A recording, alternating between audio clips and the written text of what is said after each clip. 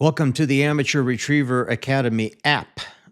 We want to go over some of the features of the app, and we're going to start with two good features right up here on the dashboard. Sign in with Google or sign in with Apple. You can sign up and create a username and password if you like, or you can just use your Google or Apple accounts. So as you sign in, you just go through the process of choosing your account.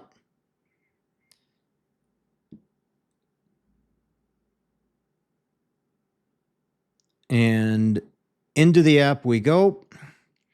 And first and foremost, right up here on the dashboard, here's what you have up on top. You can see I have two dogs, one named River and one named Radar. If I want to add a new dog, there's a plus sign right here on the right. So if I tap on that, you can add a dog. You can add their photo.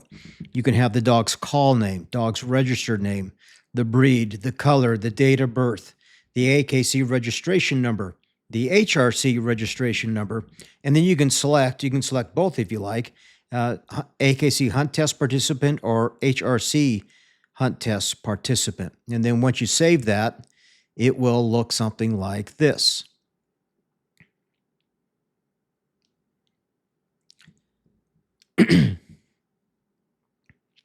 I'm going to go edit here just to give you an idea of my dog Radar. So when you get in here, so I selected AKC hunt test participant, and then it's going to ask you none, junior, senior, master.